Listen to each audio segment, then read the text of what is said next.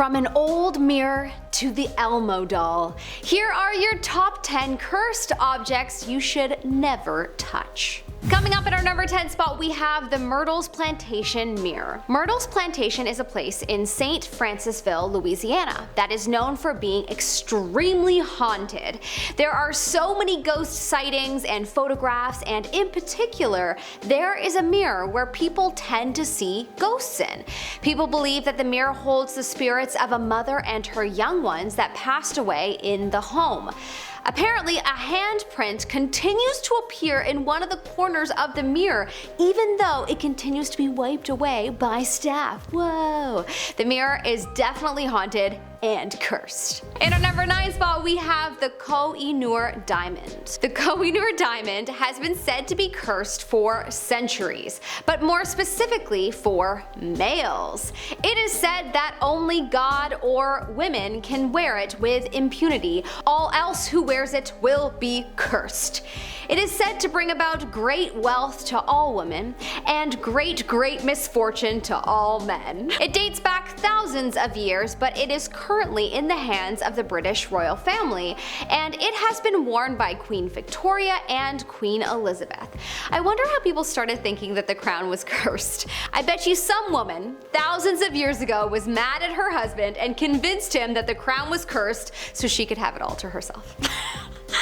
Like they say, hell hath no fury like a woman scorned. In our number 8 spot, we have the Crying Boy. This is a painting of a boy that is crying that is said to be haunted. I had never heard of it before today, but apparently this painting is widely known around the world and on the internet as possibly being cursed. The painting is literally of a boy that's really crying, like a waterfall of tears is falling down his face. I could see why people would feel something when looking at it, as the energy is quite strong and of course sad. Anyways, regardless, this painting was made by a Spanish artist named Giovanni Bragolin, and the painting was actually mass produced after the war in England, and also so many homes caught on fire after purchasing this painting, and the painting seemingly survived each time. People believed it to be cursed because, well, the painting never burned down with the houses. But many years later, the paintings were analyzed and it was proven that they had been coated with a fire repellent. It still doesn't explain all of the fires in the first place. Like, why were there so many fires after people purchased this painting? So that's why people are still very weary on this painting and believe it to be cursed. In our number 7 spot, we have the Delphi Purple Sapphire. This stone is also known as the cursed amethyst because it's probably cursed and you should probably not touch it. This stone was apparently stolen from the Temple of Indra in 1857 and then brought to England by Colonel W. Ferris. It is said that after this, he lost all of his fortune and received an enormous amount of bad luck. Any person after him that came into contact with the stone came upon some bad luck. Allegedly, a singer lost her voice after having the stone. Whoa. It now rests in the London Natural History Museum, and even the person that brought it there said they experienced a horrible storm while en route. Coincidence? I think not. In our number 6 spot, we have the Hope Diamond. So many cursed jewels in the world, it almost makes you believe in the possibility that it can hold energy. But wait! Everything is energy, so of course it can. We could probably go down a rabbit hole here, but whatever, I'm gonna stop myself. Anyways, the Hope Diamond is a large blue gemstone that is worth approximately $250 million.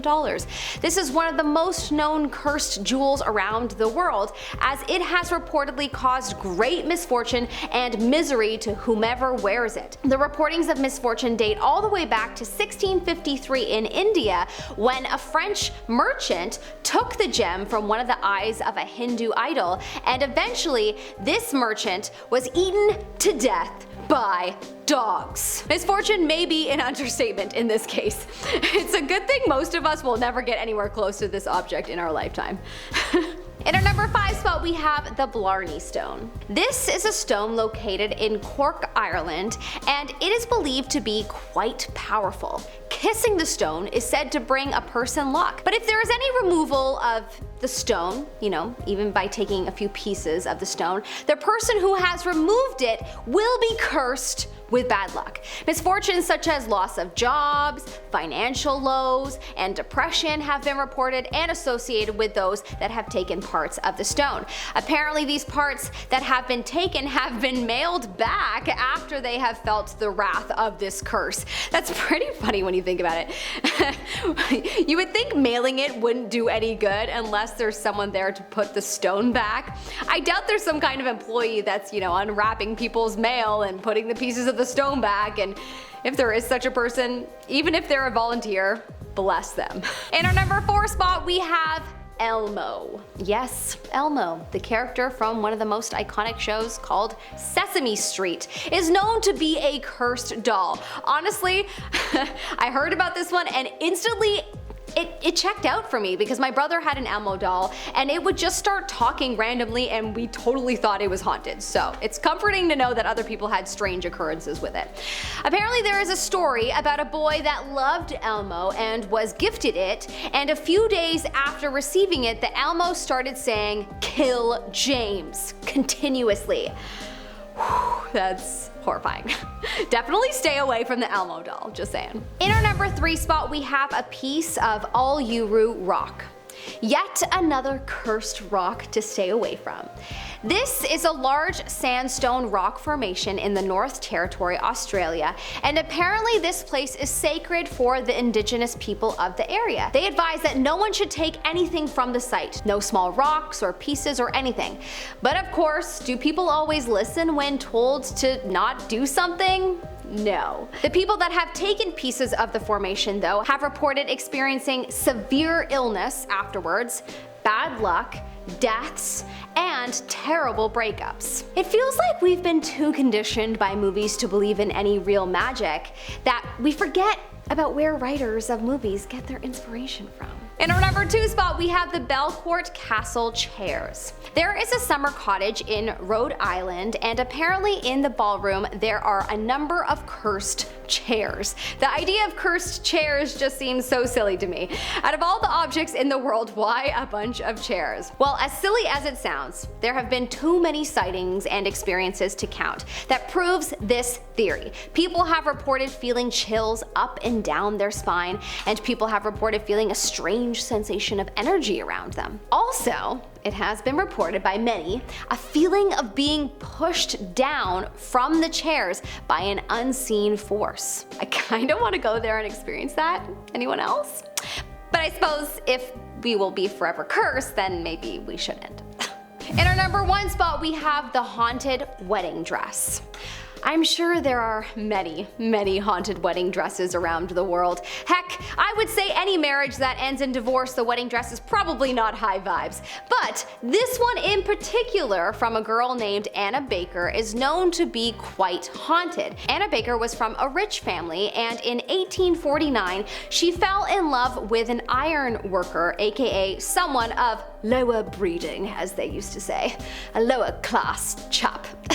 Anyways, she was forbidden to marry him, and Anna had already bought her wedding dress. Oh no!